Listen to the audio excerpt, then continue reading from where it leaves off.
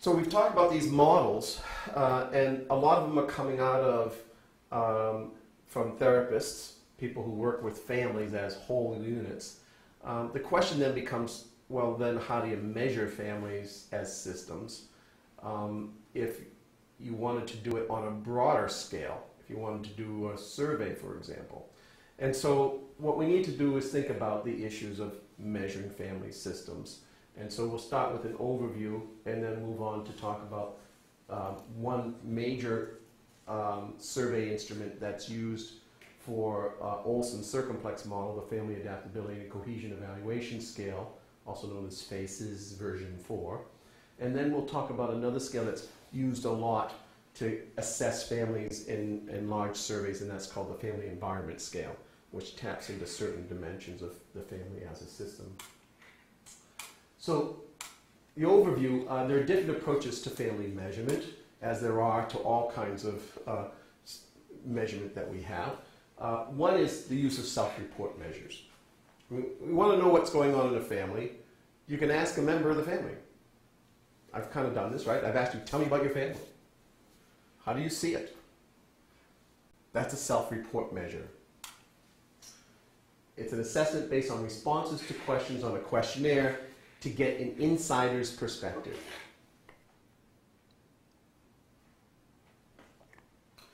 Most family research is of this type. It's probably why most family research doesn't look at the family as a system. Because we're going to see there's some problems with this.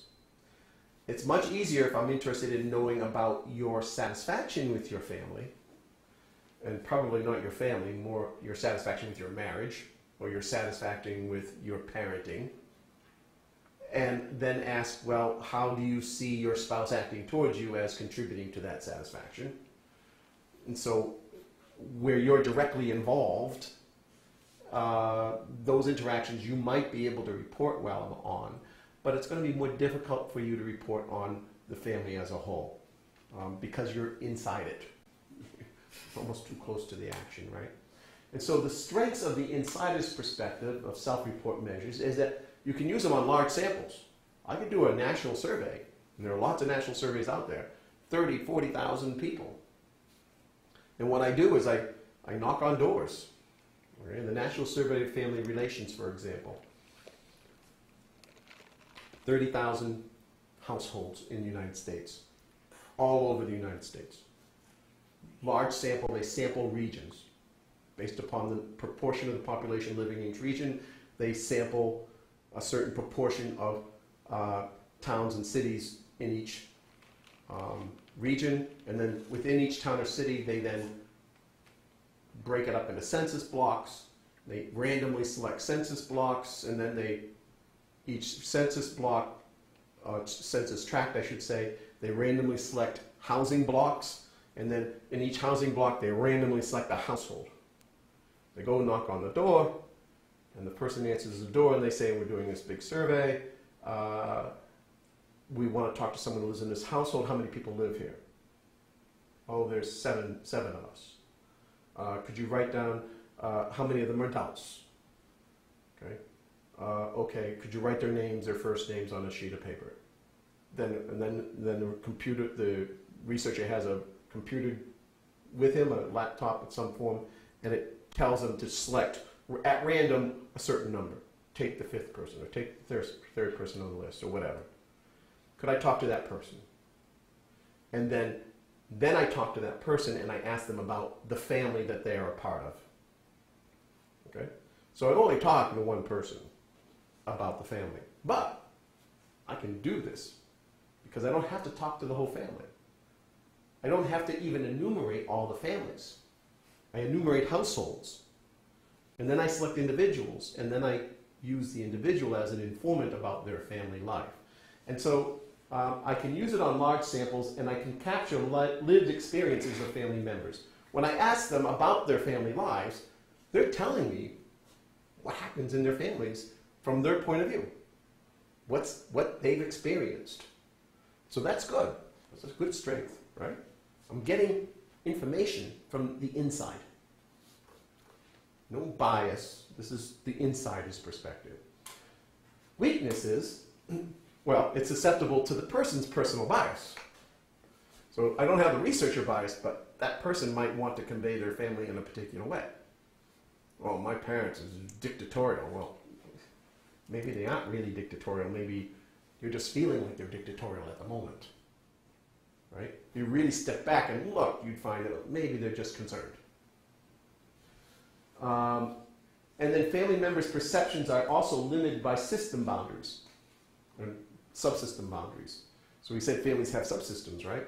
So here's the parental subsystem, and here's the children's subsystem. Well, if I get an adult, a teenage child's perception, are they going to know what's happening in the parental subsystem? Or if I get the parent's perspective, are they going to really be key about what's going on between siblings? Probably not. My parents had no clue what was going on amongst the siblings, except when it exploded, right? And then problem of how to handle divergent perspectives in the same family. So what happens was, well, we'll solve the problem. We'll just ask two people. Okay, we'll ask the husband and the wife. The National Survey of Families and Households does this. They ask the number one person, and if they're married, they then have a questionnaire. It's called the spousal questionnaire. And the spouse fills out the questionnaire. Same questions, some of the same questions. Think they're going to agree? It depends if they take it together or not. Well, they're not allowed to take it together. I don't think so. No, probably not. No, Long time ago, 1932, I think it was, one of the first family sociologists, Jesse Bernard, coined the phrase, his and her marriages. Mm-hmm. There's her marriage and there's his marriage. And they're not the same thing. Right? And so, how do you deal with the difference? Take an average. Do you average? But that doesn't really... But they're reporting on the same thing. So the average, you know, if you take an average of two people's perspectives, you got to think in this way. This is how measurement people think. When we measure something, there's error in the measurement. There's always error, right? So you ask the husband, he gives you a report, it says, you know, on a scale of 1 to 10, I would say that we have very open communication, 8. And the wife said, we're a 6. Okay? Well, the 8, it's not probably 8, it's probably somewhere between 5 and 10, right? The 6 is probably somewhere between 2 and 8. There's error there. So you average it, what are you doing? When you average it and you add the two together and divide by 2, you've got twice as much error. Right? There's his error and there's her error. Mm-hmm. And so now you've got error all over the place. Okay? So it doesn't really work to average very well. There are other techniques we can use. It takes a lot more sophistication. But in some ways it's really difficult. One of those people might be correct, more correct than the other. So the idea would be to determine which one is more correct, which one is giving you the truer answer. And that might take a lot of other questions that you'd have to ask to pinpoint the truthfulness and validity of each person's response. And you'd probably be better off choosing one person's than taking the average of the two. Even if you just randomly took one person's or the other's response, you'd be better off than averaging the two. However, isn't the fact they disagree that much interesting in and of itself? Wouldn't you say a family in which they both give you the same answer is probably one that's better than a family in which they give you different answers? That you can actually use consensus on reports about family life as an indicator of what family life is. And so, but you don't know. You run into this problem when you use insider reports. Even if you use multiple insiders, you still have a problem. You don't know which one is the more accurate. And it's not as simple as just taking an average. Clinical assessments is another alternative, and that's what most of these models we've been learning about are coming from. These are assessments based on a clinician's rating of a family's functioning based on in-depth interviews or clinical sessions. This is an outsider's perspective. So a family comes in, talks to a clinician, Clinician takes notes, gives them a questionnaire, asks everybody member of family questions, watches them interact with each other. They leave, clinician writes down lots of notes about what he saw or who she saw. Family comes back a week later, come in, talks to them some more, writes down, maybe even videotapes their interactions, talks to them about more things, kind of follows up on some observations that they made to begin with. Couple comes in the next week, do the same thing. Gradually the clinician starts pushing some buttons, trying to make some changes in the family system, trying to alter the dynamics to see how the family reacts, and then writes down more notes and says, hey, here's how this family works, or doesn't work. Here's where it's got problems. That's an outsider's perspective. The clinician has no skin in the game. He doesn't care what the assessment comes out as. Really is just wanting to figure out what's going on in the family. Seems like a better approach, right? Okay, so there's some strengths. Free from bias reporting based on one's position in the system. You don't have to worry about that. Ability to see the entire system and to see within each subsystem. Clinician has that ability to pry into the dynamics of what's going on. Sometimes they see it right in the setting. Other times they ask probing questions to say what's happening at home. And better able to tailor judgments of functionality to contexts. So the clinician isn't just finding about how the family operates. The clinician's also asking questions about the context, the environmental context in which that family is embedded. And thereby can try to understand why they're operating this way given their circumstances. Whereas in the self-report, the person, the insider, isn't really going to be able to tell you much about the environment. They're not trained or skilled to ask the right questions. And every environment's going to be different, so you can't construct one set of questions for everybody. The clinician can find that information out and actually understand what aspects of the environment are important. So those are really good strengths if you can do this research. It's quite useful. The weaknesses, you're limited to very small, non-random samples. These are families that have problems for the most part, or people that have volunteered to either make money or they volunteered because they think they're great. They think they've got a great family, or they're dedicated to doing public service and helping out the accumulation of knowledge. So you're getting a unique group of people both in the clinical sample and in usually the non-clinical comparison groups.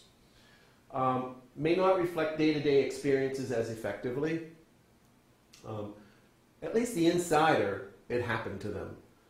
The clinician is going to have to get through many layers of boundary maintenance to really get what happened, right? And so that's going to really depend on the skill of the clinician. Because remember, families build boundaries. They don't like people knowing what's happening inside them. Even if it's not good for them, they still don't want people knowing what's going on inside them. And so they tend to obfuscate, they tend to shield themselves. And so it takes some really long sessions, lots of sessions, and some really good in-depth probing to get at it. And more paradigm restricted based on clinical training. So if I'm doing this kind of research and I've been trained with Olson's model, guess what? I'm going to collect information about Olson's model. I can't collect information about Beaver's model. I'm not trained to do that. Or if I come out of Beaver's school, I'm going to be using his model. Or Mnuchin's school, I'm going to use his model. Or if I'm a clinical psychologist, I'm going to look at the family from a behaviorist perspective. So I'm only going to get that part of the system and not maybe the other parts that might be as or more important for understanding what's happening. The third is observational measures, and this is assessment of family interactions based on ratings done by independent coders. This is also an outsider's perspective. And we don't see a lot of this in the systems perspective approach to research, but we do see it in some more focused studies of family dynamics and interactions. And this is where we bring families in to a laboratory, or we go to their homes, one or the other, and we can engage in lots of different kinds of approaches. One is one that's been used for many, many decades is beanbag toss game. You bring a family in, you're going to say, come on into the laboratory, we'll pay you to come in. We want to do a study of interactions in families. When you come in, we're going to have a game. And you can get points by throwing a beanbag, and there's some things over there that you throw it at. There's some holes and such. There's some lines on the floor. And you're competing with other families. And the family that gets the highest number of points is going to get this really special prize. And we'll give them $200 or something. So the families come in and they think they are competing with other families. And they throw the beanbags at the holes, and there's different colored beanbags, and there's different shaped holes, and there's lines on the floor. And as they do this, they get points sometimes, and sometimes they don't get any points, and they're trying to figure out, well, how do I get 3 points instead of 1 point? And so what they have to do is talk to each other about what's the rules of the game? How are we going to achieve the max? And then you watch them interact with each other as they try to figure it out. So you get to see a family in action, making decisions. And so this was a very strong paradigm used for studies of family problem solving. That's just one. Or you could just bring in a couple, or a triad, husband and wife and a child, and have them talk about some issue.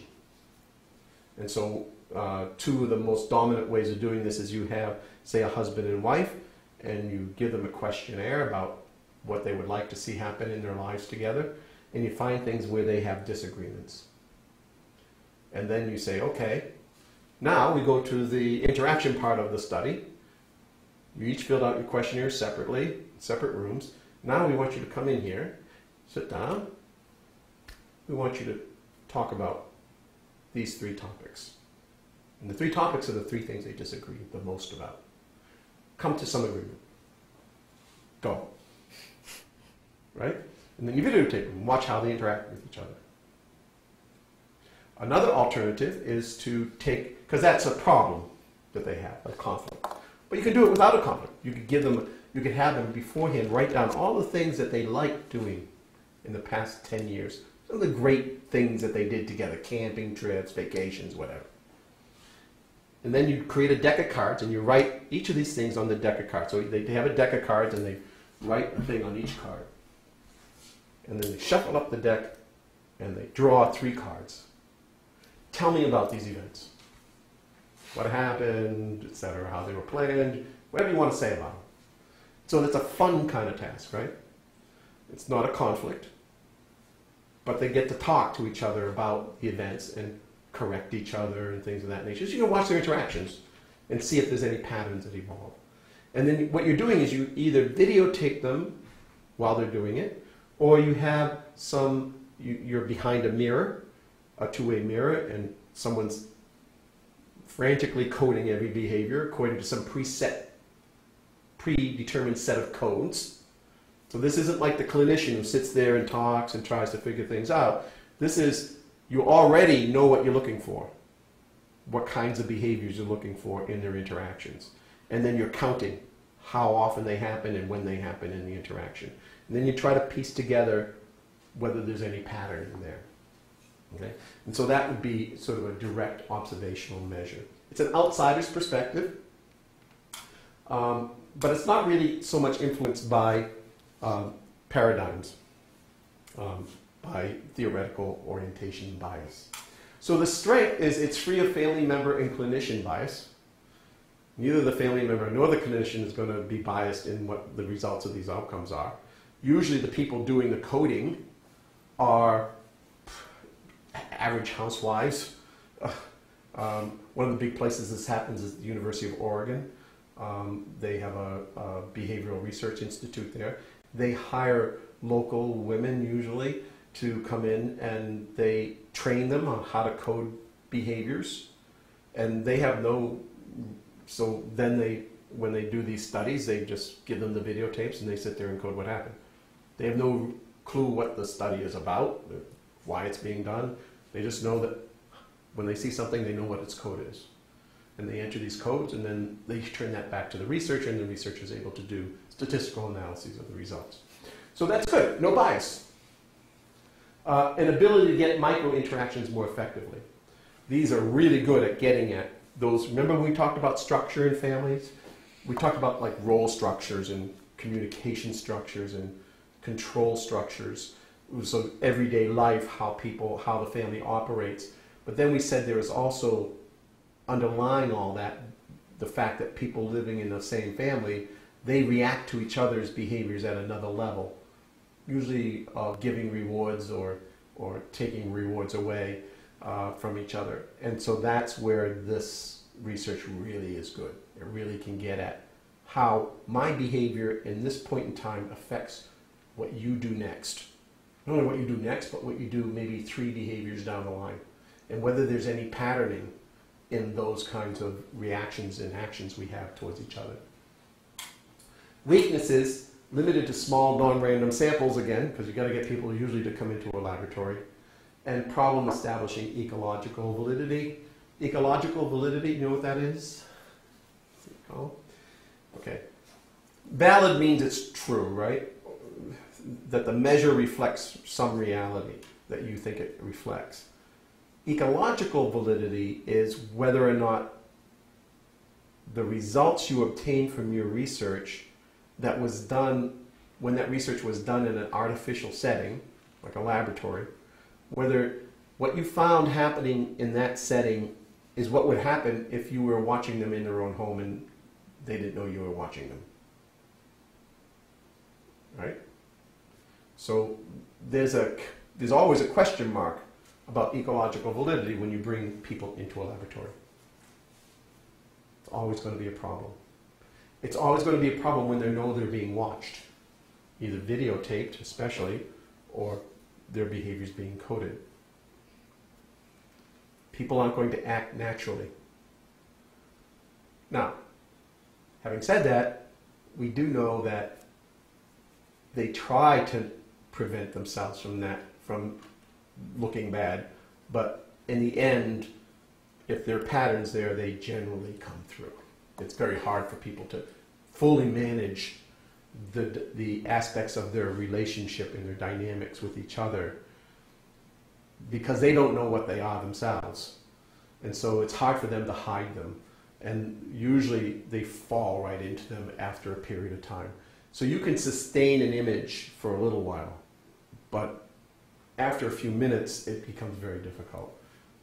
Even in your attempt to sustain an image or prevent someone from seeing what the truth is about your relationship with your partner, even in the process of doing that, you're going to be interacting with your partner. And you're going to display the patterns. You're not going to be able to get around it. And so we tend to think these research studies have good ecological validity, but it is always a question because they are in a laboratory and they are being videotaped. And so they might alter their behavior somewhat. So we've been talking about family system measurement, and we talked about the different approaches to measuring families as systems. And we saw that one of the biggest problems is that this approach is a holistic approach to the family, which makes it very difficult to develop survey instruments to assess family system functioning. However, there have been some really good instruments developed, and what I want to do is talk about one of those first, and then today, and then we'll talk about a second one as well today. The first one is related to Olson's circumplex model, and Olson developed an instrument that probably was the reason why his model was adopted more probably than any other model, because he actually was good at measurement, and he developed a questionnaire that was designed to assess family functioning in various dimensions related to his model, and he called it FACES, the Family Adaptability and Cohesion Evaluation Scale. Now, you might say, well, I thought his dimensions were flexibility and cohesion. Well, they are flexibility and cohesion, but originally he called them adaptability and cohesion. And so the FACES scale is in its 4th version. The earlier versions only looked at cohesion and flexibility, and looked at them with 3 levels. For example, in cohesion, it was enmeshed, balanced, and disengaged. And he didn't have the 3 middle sections. He just had 1 middle. Okay? So he's developed it and elaborated it quite a bit. And so the FACES force scale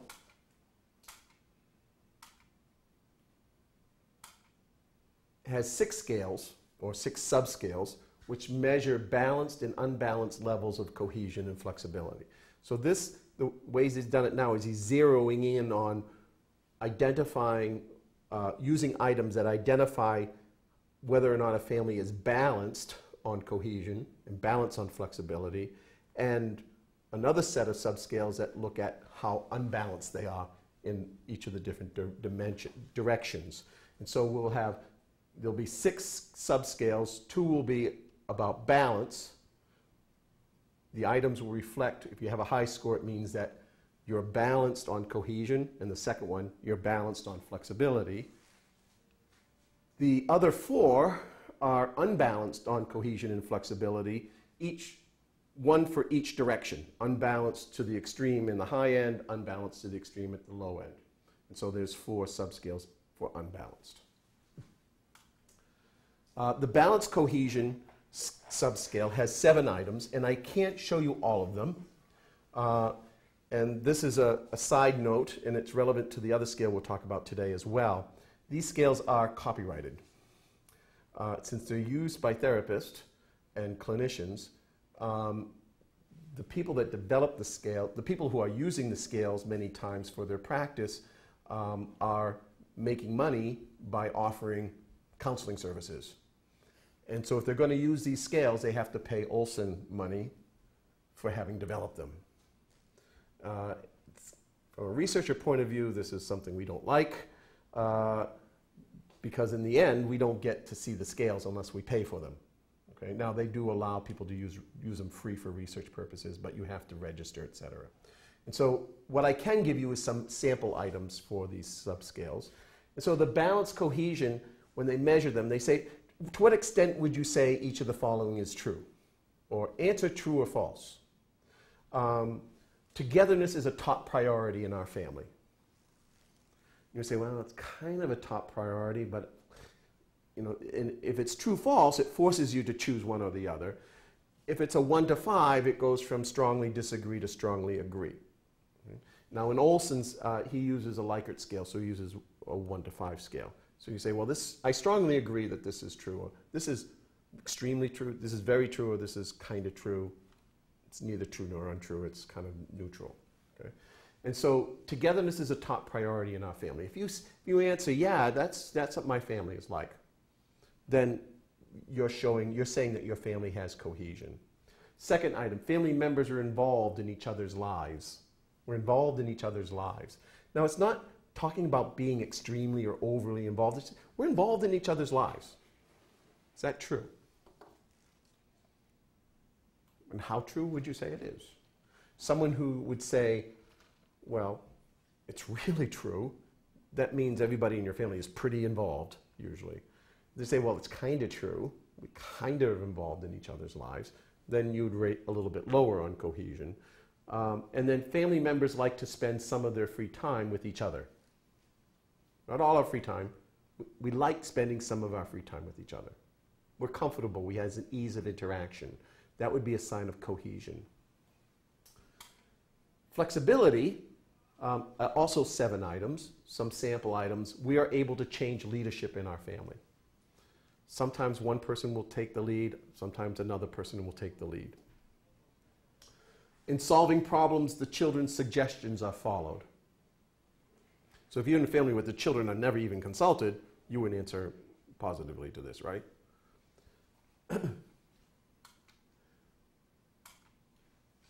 The third subscale is unbalanced cohesion, disengagement. So these are families in which the members aren't tied together at all. They're all autonomous, very autonomous from each other. And some of the 7 items, family members seem to avoid contact with each other when at home. When we're home, we avoid each other. That's not a good sign. Family members feel closer to people outside the family than to other family members. In other words, family members would rather spend time with their friends and other people than with each other. That's not a good sign. That's a sign of disengagement. Unbalanced cohesion in the opposite direction, enmeshment. Again, 7 items. Family members are too dependent on each other. We're too dependent. And so they're using this extreme indication. It's not like we're dependent on each other. We're too dependent on each other. That would be a sign of being unbalanced. In the opposite end, we're so together that we don't have enough autonomy, is what that's saying. Family members feel pressured to spend most free time together. There's a pressure to do things together as opposed to do things autonomously. That whenever you do things autonomously, it tends to make other family members feel like you're deserting them or not being loyal. Family members feel guilty if they want to spend time away from the family. So if you answer in the affirmative on these types of items, you're showing that your family is an enmeshed family, that the system is putting a lot of pressure on its members to stick together and to focus their attentions and energies on each other, okay? Which would not be a good thing in families. The next set of subscales have to do with flexibility, unbalanced flexibility, and this is rigid families. And so a rigid family, our family has a rule for almost every possible situation. Or it is important to follow the rules in our family. There are strict consequences for breaking the rules in our family. Strict consequences. So these would be, if you answered in the affirmative to all 7 of these, this would be a sign of unbalanced flexibility. And then finally, in the opposite direction, chaotic families, we never seem to get organized in our family. There's no leadership in this family. These would be 2 of the 7 items that reflect that lack of any kind of organization. So, scale scores are used to place families into 3 types. And so he doesn't abandon his model where he's talking about balanced, mid-range, and extreme families. He's going to do that with this set of subscales. It becomes a little bit more complex. Balanced families have low scores on the 2 sets of unbalanced scales. So you're a balanced family if you don't score high on the unbalanced scales. Okay? Now, you might be more balanced than another family. You might be more cohesive or more flexible, and that would show up on the balance, cohesion, balance, flexibility subscale. So once you determined you're balanced, you could then distinguish families based upon, well, how cohesive and how flexible are they? And then mid-range families are high scores on one of the unbalanced cohesion scales or high scores on one of the unbalanced flexibility scales. So if you're if you have a high score on unbalanced chaotic or unbalanced rigid, and you have low scores on the unbalanced cohesion subscales, then you would be in the mid-range. Very similar to what we had been talking about earlier, the balance, the partially balanced on one dimension but not balanced on the other. And then extreme families are high scores on one of the unbalanced cohesion scales and high scores on one of the unbalanced flexibility scales. So there's 4 groupings of extreme families, right? There's the chaotic disengaged, there's the chaotic enmeshed, there's the rigid disengaged, and there's the rigid enmeshed.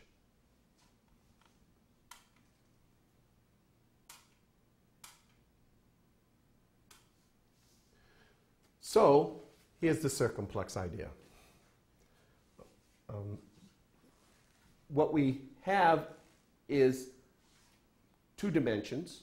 We have across, on the horizontal dimension, we have levels of cohesion. Okay? And this ranges from very low cohesion to very high cohesion. And then on the vertical dimension, we have flexibility. And that ranges from very low flexibility to very high flexibility. So here's your types. We've got in the middle, these are the balanced types. These are people who are in the moderate range, low to high, moderate, low to high, on both cohesion and flexibility. And then on these endpoints, we have the extreme groups. I'm sorry, said that wrong. We have the mid-range groups. So this would be a disengaged family on cohesion. It's outside the balance arena, but it's in the balance arena with regard to flexibility. So this is your disengaged, mid-range, disengaged, balanced on flexibility family. And this would be your enmeshed, extreme cohesion, but balanced flexibility. This would be your chaotic on flexibility, but balanced on cohesion. And this would be your rigid on flexibility, but you'd be balanced on cohesion. Okay? And then on the outsides of this circle, we have the unbalanced families, the extreme families. And so up here in this quadrant, this is the extremely chaotic, extremely disengaged. So chaotic disengaged. These are the rigid disengaged. These are the rigid enmeshed. And these are the chaotic enmeshed. And so he actually you can use this for scoring families. You have a balanced score and an unbalanced score. And then he creates various ratios to show the extent to which you're balanced versus unbalanced. And you want these ratios to come out such that the balanced scores are higher than the unbalanced scores on each of the dimensions.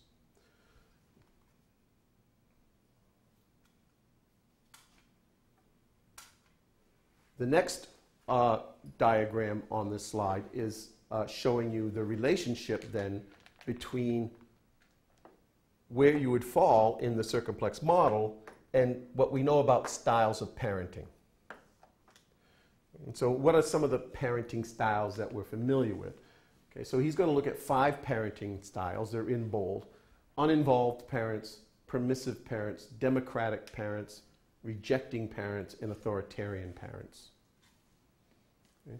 Now, how does that fit into the type of family system? A family system that is chaotically disengaged is uninvolved. The parents aren't really interested in the children and let them do whatever they want. So it's chaos and it's disengagement. That would be an uninvolved parent. That's different than a permissive parent. A permissive parent is chaotic, let their children pretty much do what they want, but also is very much engaged with the child. So this might be what you would call a parent as a friend, where a parent treats that child as a friend. Children can do whatever they want. They have a lot of autonomy, but there's a lot of closeness between the parent and the child. And in fact, that's how the parenting is happening. The parent is hoping to influence the child, or the parent doesn't really care about what the parenting is doing for the child as much as what the parent is getting from the child as a friend. Because the parent is lonely, doesn't have a second parent living with them, or has a distressed marital relationship. That's where we tend to see permissive parenting happening the most. The other extremes are authoritarian parents, very rigid, very enmeshed. So the authoritarian parent, very concerned about the children, wants to keep that children tight to the family group, and is demanding that that child follow rules that are very well articulated, extremely articulated. And then the rejecting parent is demanding that the child follow the rules, so very rigid, and has lots of rules, but is really not that engaged with the child. So this would be the kind of the cold, harsh parenting style that a lot of people talk about in the parenting literature. And then in the middle, it's more of a democratic style, and we might even say, democratic probably up in this quadrant and maybe more authoritative, so as opposed to authoritarian down in this quadrant.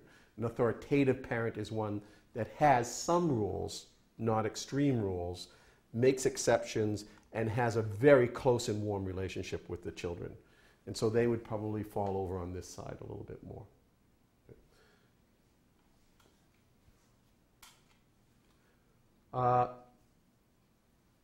There's been a lot of research on the FACES instruments, the previous versions and FACES 4, and more recently Olson himself has provided some book benchmarking on this on the scale, and he shows how it relates to family functioning. In his research, he shows that families that are high on balance scales and low on unbalanced scales, they tend to have better goal attainment. They tend to achieve their goals more efficiently. Less individual and family stress. So we give them family stress measures. They tend to score lower on them. They have less individual and family problem behaviors. So there's less breakup, less leaving home. There's less acting out in the context of the family, less mental illness problems developing, particularly amongst children, but also the adults. And high levels of satisfaction. That these are the things that are correlated, empirically correlated with being a balanced family, having high scores on the balance scales. The balanced types are greater than the mid-range types on these dimensions, and they're better off than the extreme types.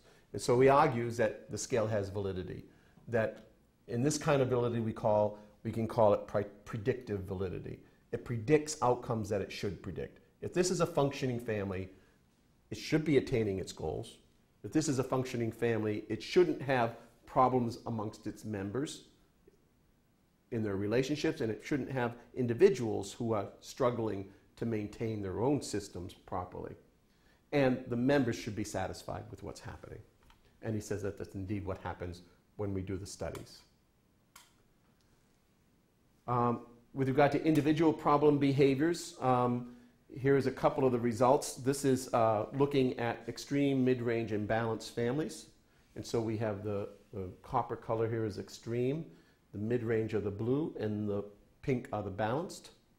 And in research in which these scales have been applied, and we look at it for families where there is a member who has diagnosed neurosis versus families where there's a schizophrenic member versus families that have completed some therapy in relationship to a mental illness problem, and families that have had no therapy and have no problems members with regard to mental health. And what we find is that when we move from the problematic families to the completed therapy to the we didn't even need therapy in the first place group, that the family becomes increasingly more than become balanced. And that the numbers that are in the extremes drop considerably. Again, a good indicator that the scale and the system, the typology of balanced, mid-range, and unbalanced, and balanced, mid-range, and extreme, that whole typology in the use of the scale has some predictive validity. Or in this case, we might even call it criterion or discriminant validity. That the scale is able to discriminate between certain kinds of outcomes that it should. We should fully anticipate whether the family is the cause of these problems or whether the family is being disrupted because of the individuals with the problem. However you want to think of it, the cause and the effect, it doesn't matter. We should find that these families with a problematic member are more disruptive, more likely to be in the extremes, and that's exactly what we find. Over here, he shows how, not only with mental health, but with regard to legal offenses, so criminal offenders, we can distinguish their families as well. So these are families in which there's no offender. We see a preponderance of balanced families. And these are families in which there was an offender in the individual's family of one of the members' family of origin. And, I'm sorry, these are the non-offender families. These are the family of origin families of non-offenders. I said that wrong. These are the non-offender families. These are families of offenders, but it's their family of origin. So if you were to commit a crime, okay, I would ask you about the family you grew up in.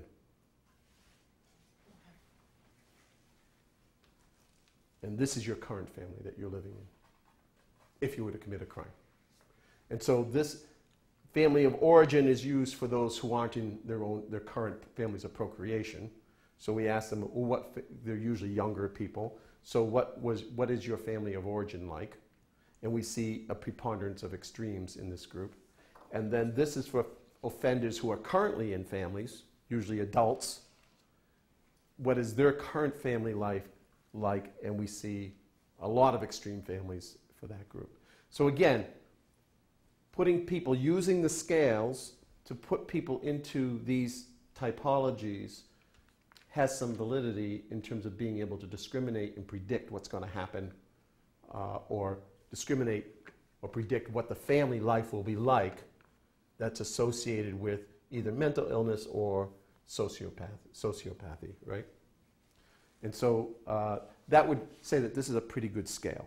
Now again, we don't know from this research what's the cause and what's the effect. Right? It could be that having a mental illness or committing a crime is very disruptive of family functioning. And that's why these families get out of whack, why they become extreme. Or it could be that the extremity of the family has played a role in the development of the illness or in the development of the sociopathy. Or thirdly, it could be a combination of both, which most systems theorists would argue is the case, that it's hard to disentangle the two, that they're both sort of tied to each other.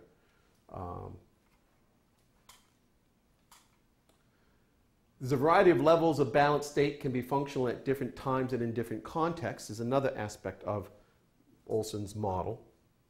And so he uses this scale and he gives it to families that are at different stages in their life course. So the idea of a family life course, do you know what that is? A family life course? Sort of what it sounds like. Like how to be in a family? Like, what stage your family is at in their life? Like, what stage your family is at in its life, not your life, but its life. So what's the early life stage of a family? When does a family begin? Newlyweds. Oh, okay. Right? You might even say premarital state, cohabitation or dating. That's the earliest sort of incubating stage of a family, right? The family is in the womb. Then the marriage or the wedding happens, or the couple moves in together with a long-term commitment of some form. Then the marriage, then the family begins. If it's not a wedding, and if it's not a legal marriage, from a life course perspective, you're going, well, it's going to transition into something new in a more amorphous way. And actually, there's a whole field of study called family development, which would say that that's problematic, that it's better for a family to have a beginning. Okay? And we're not going to go there at the moment, but that's the idea of the life course. The beginning of it is usually the marriage. Then usually after the marriage, in most families, there's a period of time before any children come into the family. Not all families, but most families at some point take a child into them. They have a child of their own or they adopt a child, right? And so then they move into the early childhood stage of their family. And then the next stage, what happens? Well, that child stays at home in infancy until it goes to school. And when it goes to school, guess what happens? The family has to change again. Because now it has to readjust to the demands of the child, which are now different. So So at each of these stages, something qualitative happens in family life that is going to disrupt the system organization, right? Marriage, things are going to change from what they were like before marriage. A little bit. After marriage, and when the child comes, then that first child comes, things are going to change a lot. So how about a family change as it moves when the couple gets married as opposed to before they got married? What do you think happens? Well, they're both responsible for like the things that they now have together instead of just having their own separate stuff. Okay, so there's more interdependence than there was there before, right? They're both more responsible. Okay, what else? I guess they would have to like start, I don't want to say sharing, but I don't know. Yeah. Like they're more like responsible for like other finances, you know? Like Okay, so financially, having another human adds a big financial, I don't want to say burden, but financial responsibility. well, they might both be working, so, but still, they're going to have to coordinate finances as well as coordinate their day-to-day activities, right?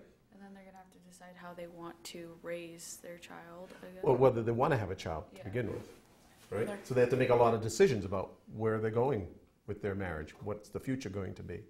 I was just going to say their goals, Mm-hmm. their containments. So all of this, you would think, would alter the family. How do you think it might alter the family dynamic? Can you think of it in terms of cohesion or flexibility? Let's use Olson's ideas. What do you think? You think the family, after the marriage happens, is going to become more or less cohesive than it was before the marriage? Do you think the couple will do as much stuff together and devote their time and effort towards each other at the same level? Or do you think they might wind up maybe not doing as much as together as they did before? I think they might wind up like doing their own stuff by themselves a little bit more. Why? Well, maybe because they have that sense of security that they're married now and that they can't. They have the security that they're married. They don't have to devote themselves as much, Mm-hmm. right? They're like committed on paper, so. They have what we call structural commitment, Mm-hmm. and so you can back off a little. Mm-hmm. It would be at least natural to think that they would back off a little.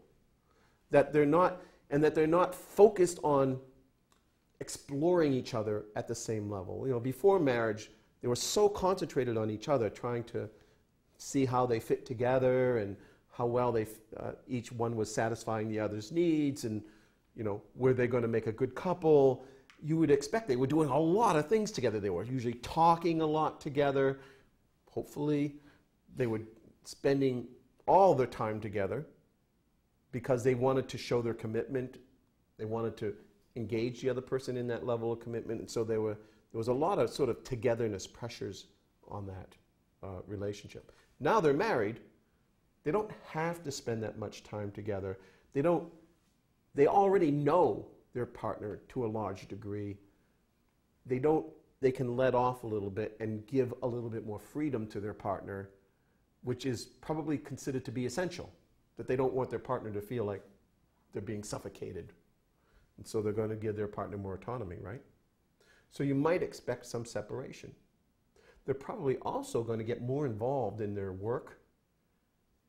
They're not going to take time off from work to be with their partner as much as maybe they used to, because now they need to make money. Now they need to make sure that they have everything in order and everything in place for their family that they're going to be moving forward. They're getting more serious about it. And so they're less likely to take that time off from work to be with, and other things are going to start interfering. What about family members outside the home? Are they going to start interfering? Yeah. Right? Now they know about you. Right? And so there's going to be pushes and pulls from outsiders, and they're going to have to satisfy those needs. And that might require a little bit more separation. So yeah, you would expect that they would become less cohesive. How about flexible versus rigid? You think they will become more flexible, or do you think they would become more rigid? I feel like they would be more flexible, being that, After marriage? yeah, because now that you know, like, each person has their schedule or like what they need to get done, you have to kind of like go with, like, oh, this doesn't work out today, we have to, be this way, or Okay. I don't know. What's the counter argument to that? That not everyone's gonna like push and pull the same way. I don't, not every person in, so say like a married couple, the husband might not be like, well, I'm not gonna do that. Like, I'm not gonna, change what I'm doing so that we can make this. Well, that could happen. Vice versa. What I meant by the counter is that if we take as a foundation what we were just talking about, the idea that before the marriage, they didn't have to coordinate as much. They could just keep on doing whatever they wanted, and then they would have the flexibility to kind of be within each other whenever they felt like they needed to or wanted to, or whenever it was convenient. They didn't have to structure their family, their relationship very much. It could be pretty spontaneous. Whereas after they get married, they're probably going to have to put in place some structures. They're going to have to put in some rules. They're going to have to, they might period of negotiation, but after that period of negotiation, they're going to have to put into place some sort of structure in their relationship. So there's two sides of that. Yeah, they're not, the structuring of their relationship is going to be disrupted because they have to coordinate, and there's going to be some changes and adjustments that they're going to have to make. But at the other time, there's also going to be a little bit of structure that wasn't there before. Yeah, so that's one. What about when the child comes? What's going to happen there? Well, I always think like mom has to stay home for like 6 weeks or something like that. Well, she doesn't have to. She doesn't have to, but I mean, She gets maternity leave. yeah, like if she works, that's what she gets. Well, not always. Not if you're an hourly worker. Okay, well, if you're not hourly, but anyways, so then, like, like her partner, whoever needs to be, more flexible in that time period so that, things can kind of like, Okay. because she's not going to be doing everything that she was doing before. Okay. All right. And the child's going to make demands that aren't on a schedule, right? Right. Children disrupt things a lot, right? And then what's going to happen with regard to their togetherness? I think it's gonna like Yeah, it's not separate. going to be there. You think it's probably going to separate, right? Because the child's going to absorb a lot of one member or the other's time and energies, and probably after the child is born, one of the things we know that happens is that parents become very conforming to stereotyped role patterns. So women tend to, as you say, get invested in the child and the child care, provision and caring, and men tend to all of a sudden become like traditional fathers. They focus on their work and maybe working longer hours, and so that makes that separation. Plus, they're putting so much energy into what they're doing that it pretty much exhausts them.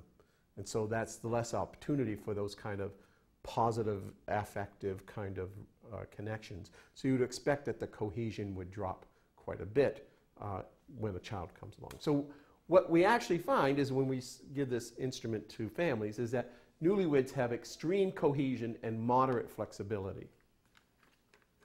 So when you're first married, you have a lot of cohesion, less than just before, but it's still pretty high, and moderate flexibility. During that early marriage period, the cohesion starts to dwindle a little bit, and so does the flexibility. You start to build in structure because you're managing your day-to-day life. Yeah, you start off on the honeymoon. Everything's free and easy. Do whatever you want, whenever you want to do it. But even honeymoons these days have structures to them. Okay? Here's the plan. And that's sort of the beginning of what your early marriage life is going to be like. Planning. Starting to put structure around what was sort of this freedom, spontaneity that existed before you got serious, because now you have a marriage and you're going to start a family. And so in the early marriage period, you get decreasing cohesion. You don't have all that full attention on each other, and you get decreasing flexibility. You start to build in structure. When a child comes along, that first child creates even less cohesion, and kind of destroys all the patterns that you developed, right? It creates more of a chaos. And so you get decreasing cohesion and increasing flexibility. And so when Olson administers this survey questionnaire to couples at these 3 different stages, actually is finding that this is how it shows on their scores. He also looks at it, what happens when a family is engaged in a crisis, is experiencing a crisis. And he uses an example of a family in which the husband has had a heart attack. And when the scale is administered right after the heart attack, and so how does he do this, right? Well, because a lot of this research happens in hospitals. There are a lot of social workers. Hospitals have social workers. Hospitals have nurses. And the nursing profession uses this survey instrument quite a lot as a diagnostic tool. And so what we find is that in the early crisis, the family exhibits extreme cohesion. They tend to go to the extreme. They become unbalanced on the level of extremes. They really focus on each other, and they consider outside tensions to be disloyal. In other words, when a system is under threat, what happens? Everybody in the system pulls together. They close ranks. Right? That's a sociological phenomenon. Whether it's in a community or whether it's in a family, this happens. And they become extreme on cohesion. So they're unbalanced there. And extreme on flexibility. They kind of lose control of everything. And there's a sense that you should suspend the rules, because the members need that flexibility to cope with the situation that they're confronting. So every member is reacting to in this case, the father having a heart attack. And it can cause a lot of psychological disruption. And so what you do is you give the individuals that freedom and autonomy to deal with it. And that means giving them that extreme flexibility, but also at the same time demanding that they unite together. And so we're not going to demand that you do things, but we are going to demand that we all stick together, that we need each other. In the coping stage, so after the heart attack, while the parent is still in the hospital and trying to overcome the situation, looks like they're out of danger, then the family starts to loosen up on its cohesion and loosen up on its flexibility. It starts to try to build more structure in. Where are we going now? How are we going to deal with the situation? This requires a lot of coordination, a lot of communication. And we can't expect everybody to just focus on the family all the time. They have their own lives to live. We need to give them that freedom to go and do that. And then finally, in the adaptation stage, when the parent comes back, probably at a lower level of functioning, moderate cohesion and moderate flexibility returns, and the system becomes back to its normal state. And so this is an example of how just because you're in the extreme range doesn't mean you're a dysfunctional family. That if there's a crisis, moving into what would be otherwise considered a dysfunctional state might actually be good, might be what helps that family adapt. And so you would expect families in crisis to move into the extreme states, as opposed to families in their normal, these would be more normal transitions, that they would stay in the mid-range. They might move within that mid-range, but not really get into the extreme. And that's what he finds in this study.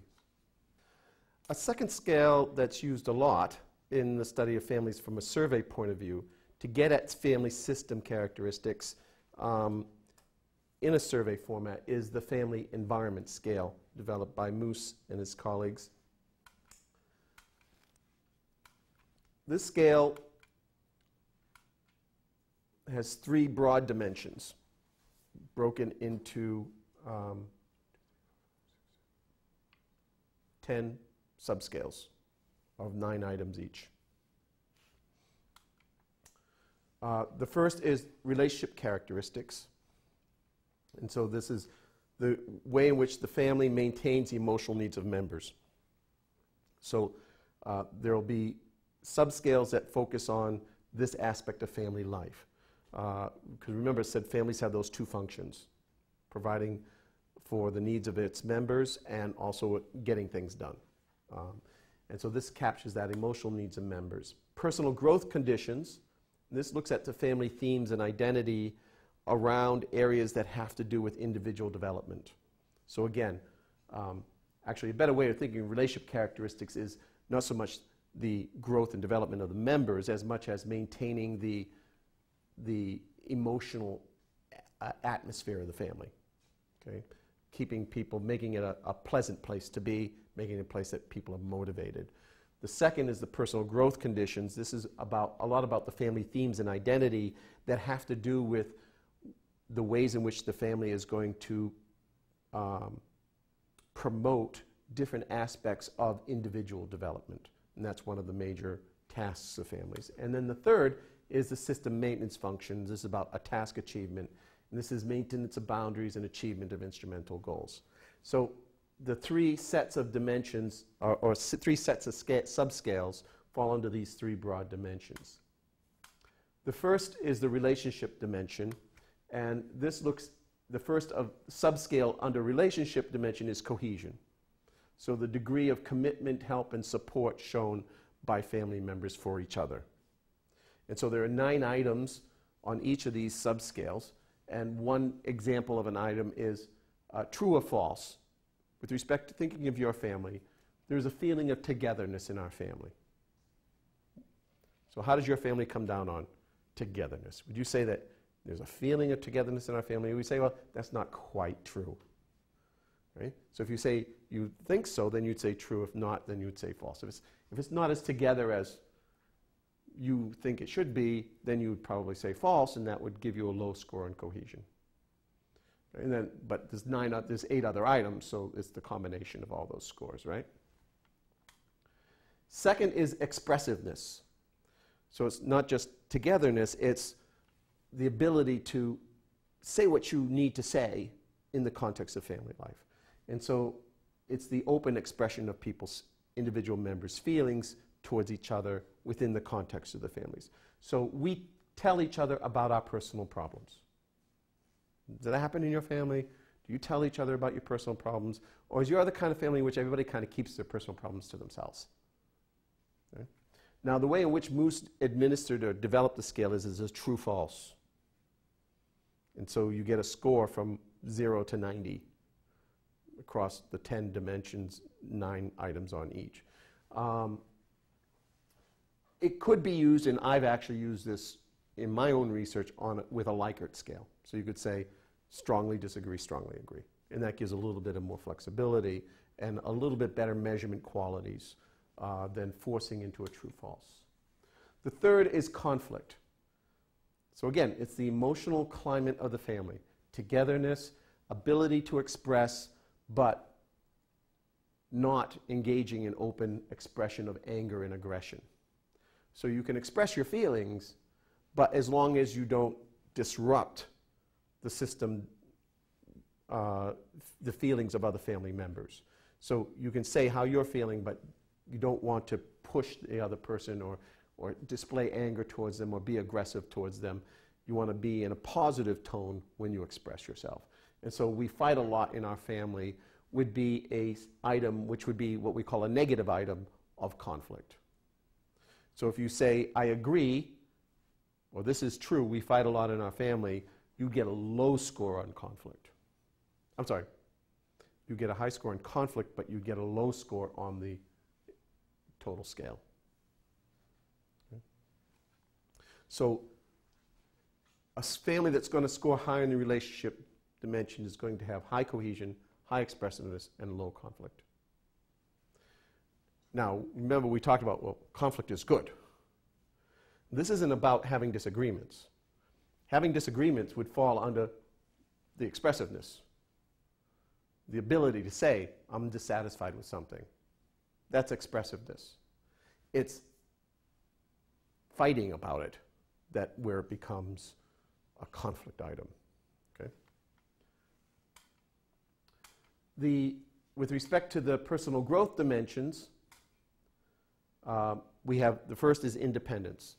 I'm sorry, I couldn't find any of the actual scale items for any of these personal growth dimensions. For some reason, they're nowhere to be found. I have the whole scale somewhere, and it's in my files, but this reflects freedom to make decisions and be assertive. So our family members encouraged to make their own decisions. Our family members encouraged to try new things. Is that part of the culture of your family? You a family that really emphasizes those things, or are you a family that maybe puts more emphasis on just obeying the rules, not rocking the boat? And so a family that encourages its members and tries to get them involved in making decisions for themselves, that's a family that would score high on the independence dimension. Would that be good for a family, for an individual member, for a child? Probably yes, because you want, in our society, one of the major aspects of socialization is teaching children how to think for themselves, teaching children how to make decisions for themselves, because we don't live in a society where those decisions are made for us, are cut out for us. We have to negotiate on our own. So the number one thing that parents have to teach children in a modern society like America is how to make good decisions. Because the parents aren't going to be there to tell them what the decision is going to have to be, and nobody can tell them. It's really, you do it on your own. And so focusing on encouraging that independence in children is considered to be a positive thing for our society. In either case, this dimension, the 9 items on this one are trying to get at that. To what extent does this family have that kind of encouragement in its culture? Are these its values? Okay. Second, achievement orientation. It's the extent to which the family has strong achievement and competition norms. So is this a family in which getting A's is really important? Is this a family in which when members have disagreements, they're encouraged to work it out between themselves? Is this a family in which the goal is to outdo the other person? When they play Scrabble, is it competitive Scrabble or is it non-competitive Scrabble? My daughter and her partner, they have non-competitive Scrabble night once a week. Because her partner won't play Scrabble with her unless it's non-competitive. Because she grew up in a family that obviously scored really high on achievement orientation. It's war. I'm sorry, you're 3 years old, I'm still not going to let you win. That's 75 points for three letters. Okay. Take it. Okay, so you understand that dimension, right? Okay. Intellectual cultural orientation, the extent to which there's a focus in the family on political, social, intellectual, and cultural activities. So is this a family that talks a lot about politics at the dining room table? Is this a family that gets involved in politics? Is this a family that gets involved in social causes, does a lot of volunteering work and promotes that? Is this a family that engages in a lot of intellectual enterprises, discussions about ideas, or does a lot of reading of books and talking about what they read and their interpretations? Is this a family that engages in a lot of what we might call high culture activities? We're not talking about going to football games here, we're talking about going to art museums.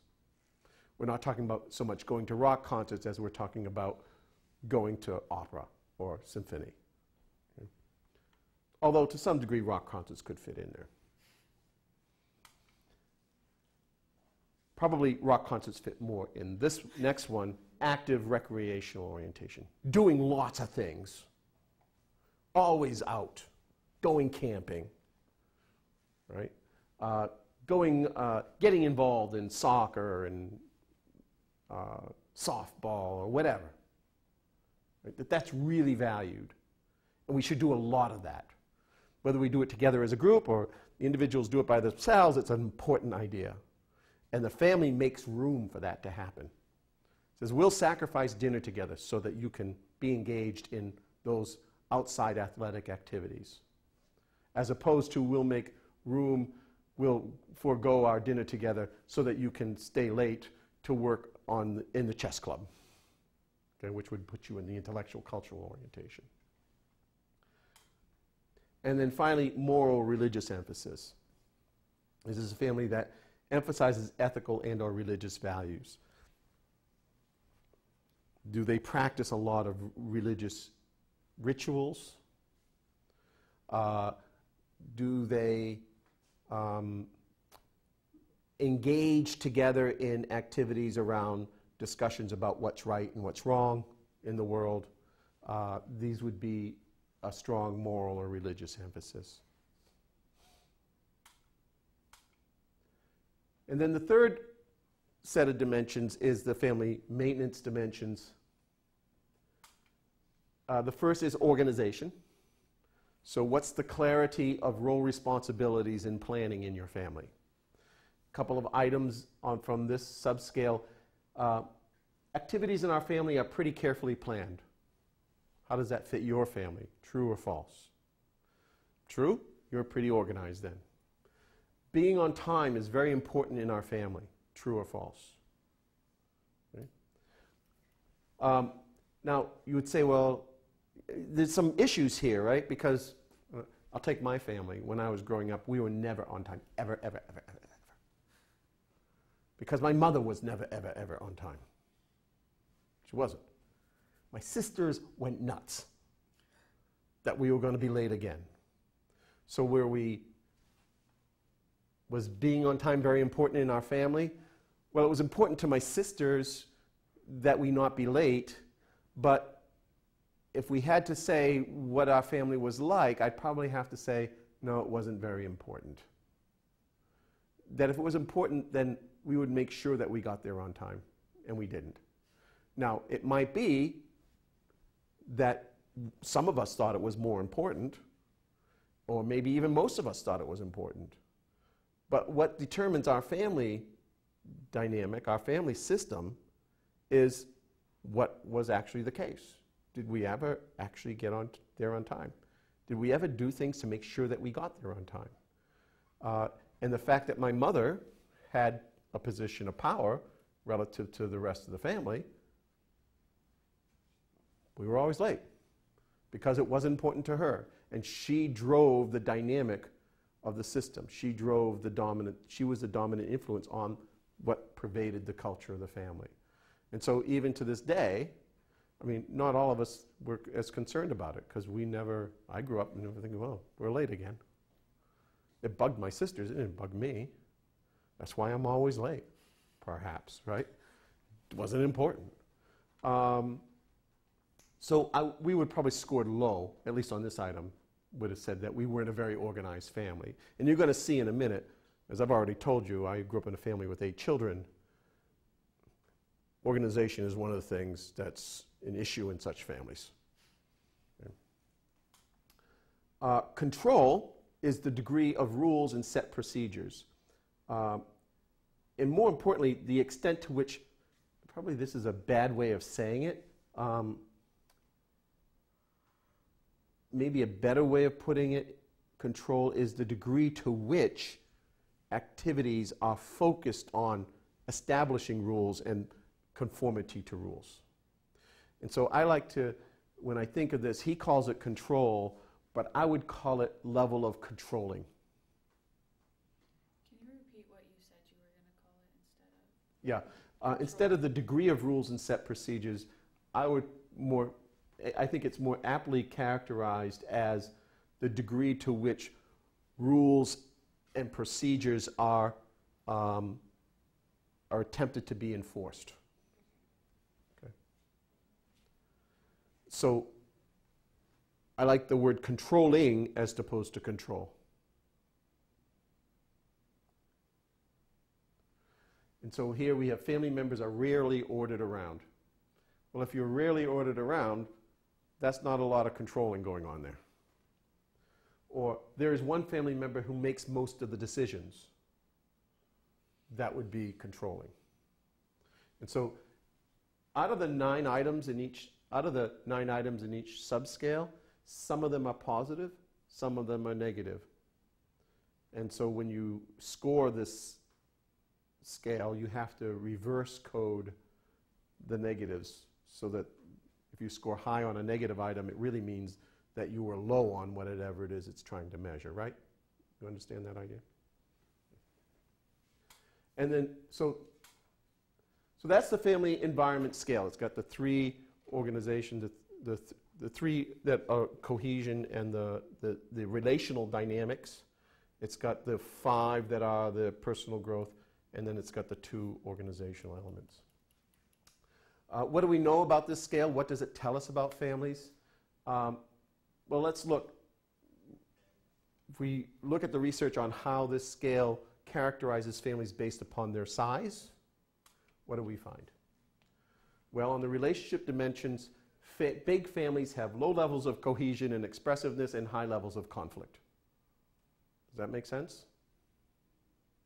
If you're in a big family, there's going to be more conflict and less cohesion and less expressiveness. Now, if you watched, there used to be a show on TV called The Waltons. Did you ever hear that show? No? Can't use it anymore, darn. It was about a big family, and they all got along well together. It was a beautiful Edenic paradise. You know, every night, the show ended every night with the light going off and everybody saying, "Good night, John Boy, good night, Grandma, good night, Ma." Everybody sort of saying good night to each other, and everybody was peaceful. A total fiction. A total fiction. Big families are not like that at all. Big families have a lot of conflict in them because it's impossible to satisfy the needs of everybody. If you're a small family, people can accommodate each other quite easily, and there's not the potential for conflict. The more people you put in a system, the greater the potential for the conflict to happen. For people to come at odds with each other because they can't be accommodated. They both can't achieve their outcomes without someone losing. Low levels of cohesion and expressiveness, because in big families, all the attention is on maintaining some sort of control. And so what happens is people don't do as much stuff together. Individuals have much more autonomy.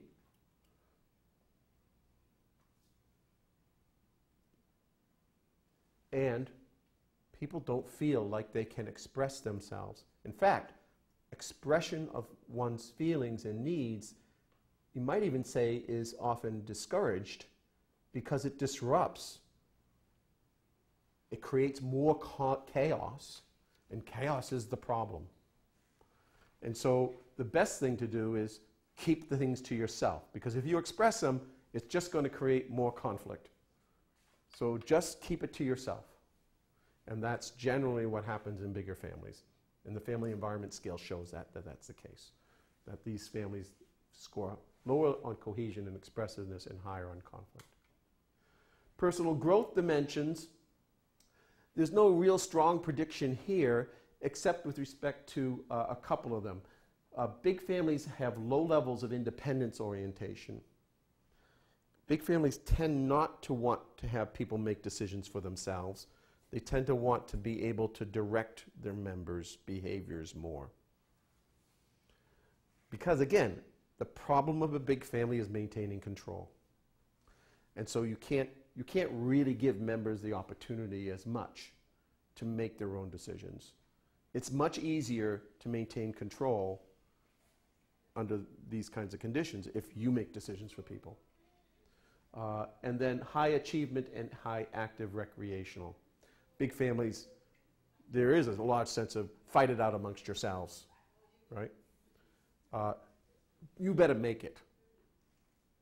We can't be responsible for you. You need to grow up and fight for yourself. You need to make your own achievements.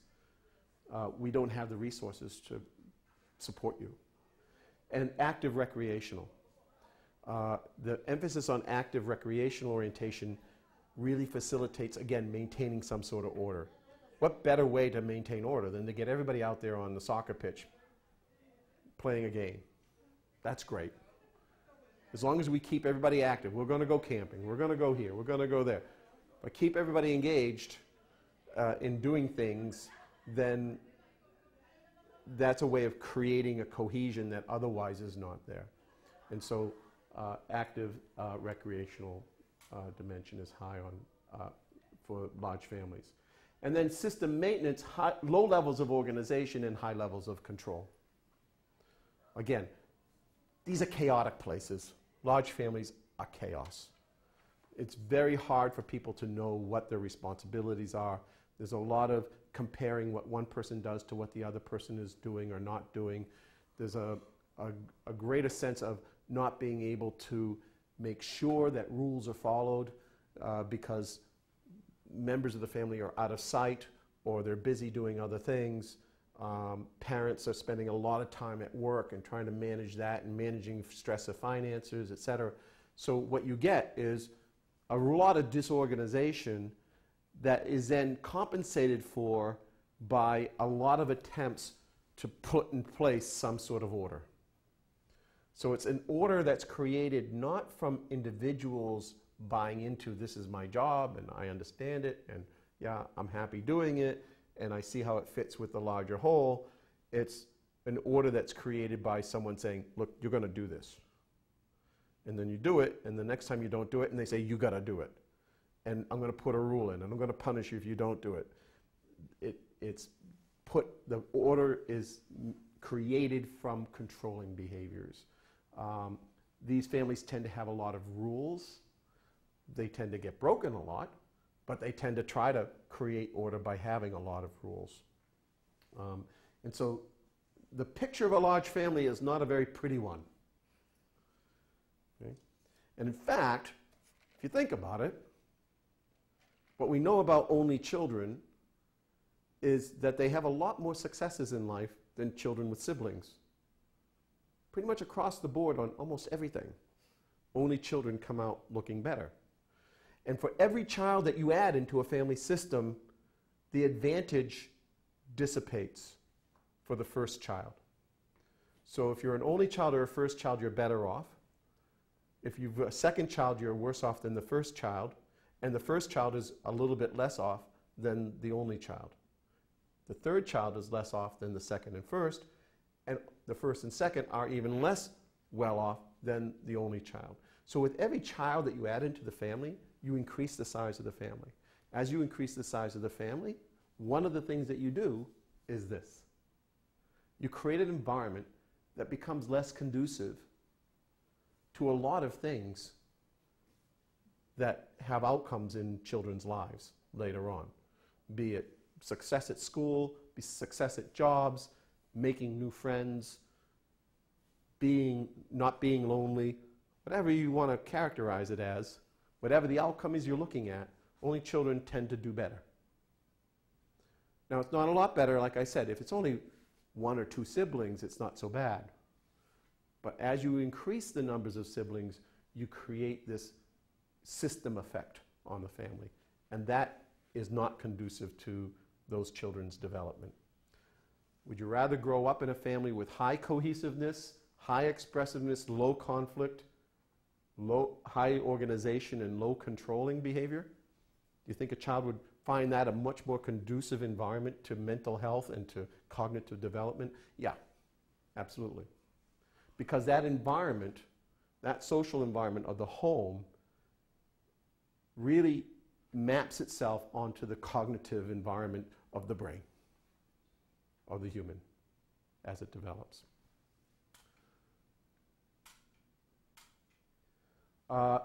In another study looking at delinquent and disturbed adolescents, when we use a scale for the families of these children, we find, again, and so this is the outcome of many large families. The low levels of cohesion and expressive and the high levels of conflict, we know, are tied to outcomes such as adolescent disturbance and delinquency. personal growth dimensions of a low level of independence orientation and higher achievement in active recreational are correlated with delinquent and disturbed adolescence. And then finally, system maintenance dimensions, low levels of organization and high levels of control. So that kind of environment, especially, and really, the personal growth dimensions is a little bit difficult one to tie theoretically to these outcomes. And in fact, most people who use the family environment scale really don't even look at these 5 middle subscales. They focus on these 5 subscales, the 3 in the relationship dimension and the 2 in the system maintenance dimension. And those are the ones that are used the most and tend to have the most predictability of outcomes for families and tend to be the most sensitive to families' life conditions, be it the size of the family, be it the kind of stresses they're under, etc. And so cohesion expresses this conflict, organizational and control. Sound familiar? You see some of those same things in Beaver's model, right? Role organization, role clarity in here. Problem solving and control, power and control. Cohesion, affective expression and responsiveness, conflict levels. Yeah. So this is a pretty useful scale. It's not tied to a specific systems model, but it more broadly ties into important dimensions of system functioning. And these are the big ones, these 5. Okay, so that's the end of our discussion of measurement. What I'm going to do next, because we have a few minutes, we have 20 minutes, we don't need to use them all, but what I want to do is show you a little bit about what the next, talk to you about 2 of the next assignments. So you have your movie to watch, right? And so let's take a quick look at that assignment.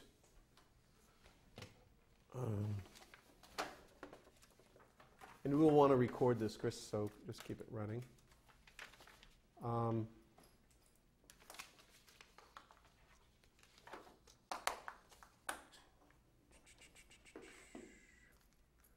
So, Crooklyn.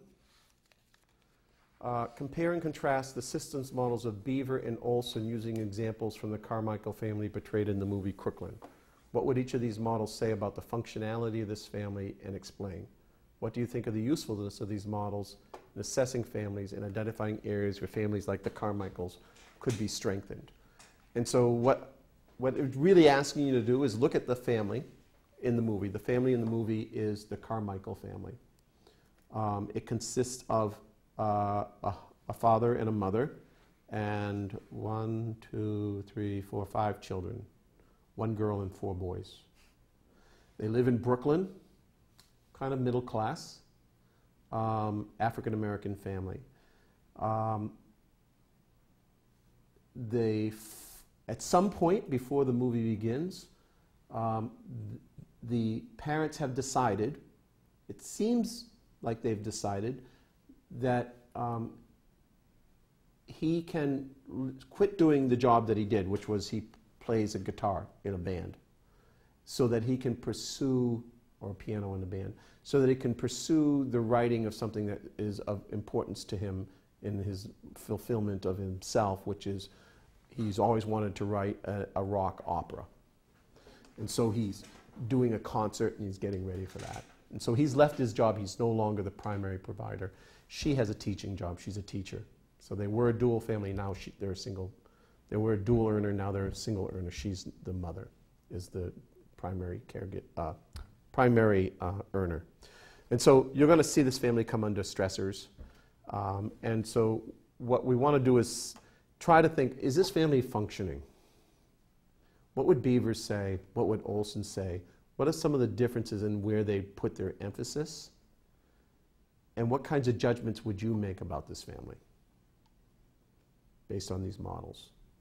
So in doing so, you need to kind of go through the major dimensions of each model and identify not just one thing, but maybe if you can find maybe a couple of examples that sort of gives a sense of evidence that, oh, I would say this family has good contextual clarity. For example, in the movie, you saw this scene and that scene, and this shows why they had good contextual clarity. So you want to tie specific examples to ideas, to concepts from the models, and you want to elaborate on them somewhat. You want to be able to say why it shows this outcome. Why would you say that the family has good boundary maintenance? Well, they close the shutters on the windows when they're eating dinner. Why is that important? Well, because it helps them focus only on themselves and keeps outside distractions out, or something like that. And that's what boundaries are about. If we're going to, do we need to like quote? Like if we're going to take like a quote or anything from your slides, don't do, okay, not at all. No. This is purely just your observations, and you're using the things you learned. okay. Okay? So, you don't have to use my words exactly. Oh yeah, I was just like saying, are we supposed to incorporate? No. Okay. You're supposed to incorporate what you learned. Yeah, but not like right. exact. Okay? So this is different than a lot of papers that you would normally write, where you have a bibliography. There's no bibliography. This is an exercise, right? An application exercise. And then make a judgment. What do you think? After you've characterized the family using Beaver and Olson's model and showing how they're different, what would you say about this family? What do you think they need, if they need anything? Okay? Now, in making that characterization, keep in mind where they live and what their conditions of life are. That'll be an important consideration. So watch the movie, keep this in mind, and then kind of, as you're watching the movie, maybe I would probably review the two models first and then watch the movie.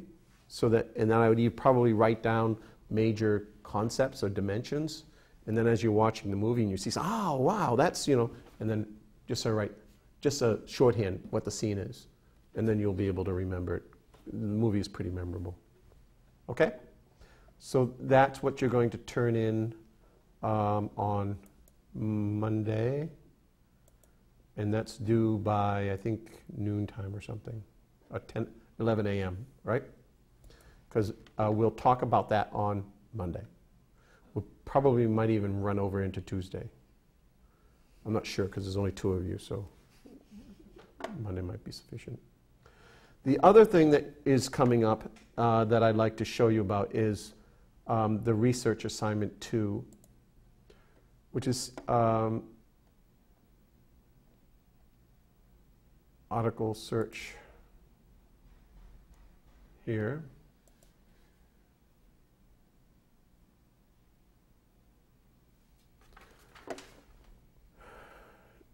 A list of 10 references or peer-reviewed articles and books chapters on your topic. Use sociological abstracts and or psych info. Review titles and abstracts. See if they're useful. Save the information on the 10 you think are best. And copy and paste them. The title, author, journal publication date, volume, and page numbers.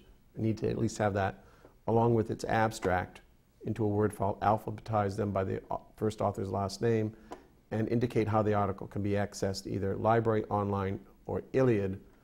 And preface the list with a paragraph explaining why and how you think these references could be used. And you might see that some of them are useful in some way and others in different ways. Don't get the articles yet, but be ready. Okay. Now, I mentioned here library, online, Iliad. Okay. Library.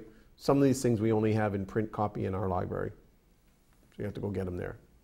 Some of them they are online journals. A lot of them will be online, so you can use that. But I want you to find out, where am I going to get it when I need it? And some of them aren't available in either case, in which you have to borrow them from another library. And so that's what Iliad is about. Do either of you have an Iliad account? You do? No? Okay, I'll show you how to do that. It's the way in which we use interlibrary loan. It's pretty easy once you know what you want. You click on it, it orders. Once you have an Iliad account, you can actually do it interactively at the library website. Click on it, and it's, I want to order this. It sends out a request to some library somewhere in the world. And they copy the article and they fax it. I mean, they send it in PDF form electronically to the library. And then you can set up your Iliad account so they then send you the PDF file directly. Okay? Something you don't want to use without being fairly certain that the article is one you're going to use or need, because it's very costly to the university for the system to operate. So that's why I have you not get the articles yet, but just look at the abstracts. And then I will look at your abstracts that you submit, and I will make comments on them and try to get you going in the right direction. Okay? Okay, so you don't want like us to copy and paste abstract that they give us online, Yes. our own? No, I want the abstract. Oh, okay. So not like our own, like written? No, not Okay. your own. It's whatever was written in the, and I'll show you that in a minute. Okay. Psych info and sociological abstracts give you the author and the title of the article and all that other information, and then they give you a little abstract that's actually taken from the article itself. That's what I want you to cut and paste with each Okay. one. Okay? Awesome. Useful search terms: use your broad topic title, illness, disasters, war and police, military, or set of finer topics that would fall under the broader topic. For illness, you might search on Down syndrome or what's that? MS or cancer. Multiple sclerosis or cancer. For disasters, you might search on earthquake or flood or hurricane. For military, you might search on deployment or Army or Navy. You know, try different search terms to see what you can find. Combine the above with broad terms such as marriage, family, parenting, or narrow your search topic. I like the idea if you can find, in particular, if you can find articles that talk about family system, in quotes, so family system, family stress, family resiliency or resilience, family development, family interaction, marital relationship, parent-child relationship. Or you could even use things like family cohesion, family flexibility, Olson, circumplex, Beaver. Try those terms, because what I want you to be finding is articles that will allow you to tie what you're learning in the course into the topic that you're doing your paper on. So the more of the kind of concepts that you've been learning about, the better. The only things that you won't have learned yet that would help in this search are some of the family stress terms.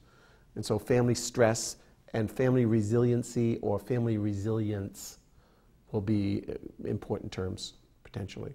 Okay? So then there's an example of what it should look like. I plan to use Articles 1 and 2 to get information about how having an adult disrupts family life. These articles use concepts like family cohesion and flexibility. Article 3 looks at a different type of disability, alcoholism. Families adapt successfully to this occurrence. 4 and 5 utilize outside groups and agencies to help them adapt. So you can also have articles that talk about how you help families in these situations. Like military, there'll be some articles on programs that are developed to help the families of military members who are sent on deployment. And so you can have some of those, because your paper needs to have an element of application. You don't have to have them, but if you have some, then that helps you write that part of the paper, perhaps. And so then each article will look like this. Here's the standard. This is APA style. I'm sorry, this is ASA style, right? First author's last name, then first name, comma, then the second author's first and last name, and the third author's first and last name, period, date, 2007, period, end quotes, understanding the impact of prior abuse, da-da-da, end quote, italicize the name of the journal, brief treatment and crisis intervention, the volume number, 7, and the page 55 to 76. Availability online here. And then then follow that with this is the abstract. And then the only other thing I want you to write in here is when you do this search, I want you to tell me that that you know it's in English. okay? You either know it's in English because when you did the search, you click the box for English only, or lots of times there'll be when you get the details on each article, it'll tell you the language, okay? And then you follow that with the next article, and it's abstract. Does it make sense? Okay. How do you get these search engines? Some of you probably already know this, but let's go to the library webpage, Western Libraries. And this is also for the benefit of the people who aren't in class, who are doing online. First of all, I'm going to show you how to get an Iliad account. Go to Services. I think you can go to like start your research and then it's under there. Oh, Or you can do it that way too. Yeah. Interlibrary loan. You have a login. If you don't have a login and you want to establish your account, if you haven't registered, you will be prompted for additional information. So here you use your universal login and then log into Iliad. So this is the normal thing that you would do. You log into to Western's homepage, to My Western. And then that'll set you up, and then when you get into Iliad, when you set up your account in Iliad, it will give you various options. And so the option you probably want is the one, have it delivered to my email as a PDF file. Let's go back. The article databases, click here. And Psych Info will be under here. Sociological abstracts will be under here. So Psych Info.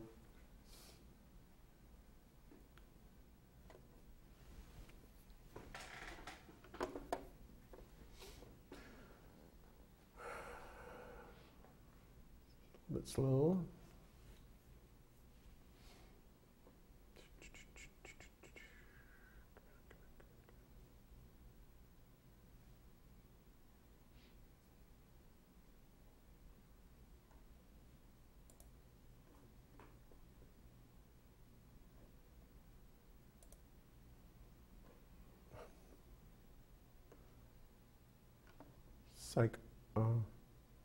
Psych Info.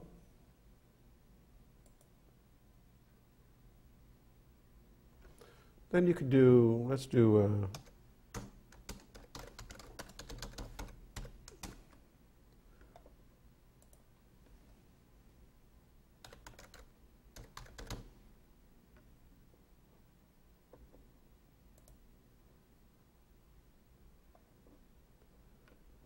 then we'll click a few of these boxes here. Peer reviewed. English. Peer reviewed journal. Exclude dissertations. And search. There's only 24 here. Parentification of military families, overlapping contexts, theoretical exploration of family, clinical and military psychology, working with military families through deployment and beyond. This is sort of an application, sounds like an application one. Psychosocial effects on conditions of military deployment. Now, psychosocial is a bit of a funny term, so if you click on it, you can see the abstract. Deployment may lead to soldiers to dichotomize their profession and their family life, resulting in unwanted effects on family or career. Effects on reintegration and function within family are considered. Wounds may be characterized by perceived negative reception, and consequences could spill over to children as parents attempt to equivocate their differences. Risks exist for fragmentation of the family system or divorce. Social support may serve to buffer families. So this doesn't sound like much of a research article, but it's one that you might be able to use. You certainly want to have, you're going to need at least 5 empirical studies in your list. So think about that. This is something you might want. You can mark it for returning to later. You can add it to a folder. And then you can return to the results. And so this is how you would do your search. if I said family stress, what would happen?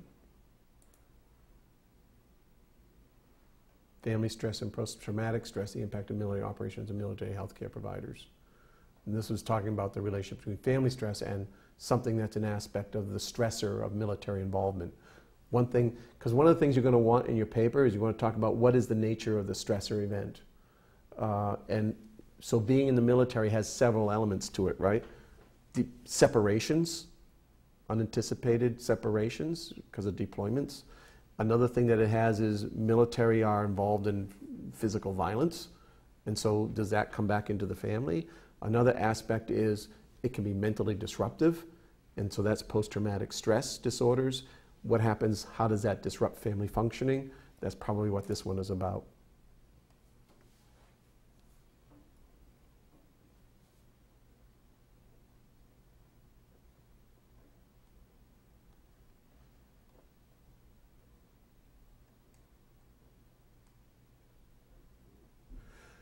When I read the abstract, I'm not so keen on this one because it's not telling me, when it says family stress, it's kind of talking about the outcomes of the post-traumatic stress disorder of the member.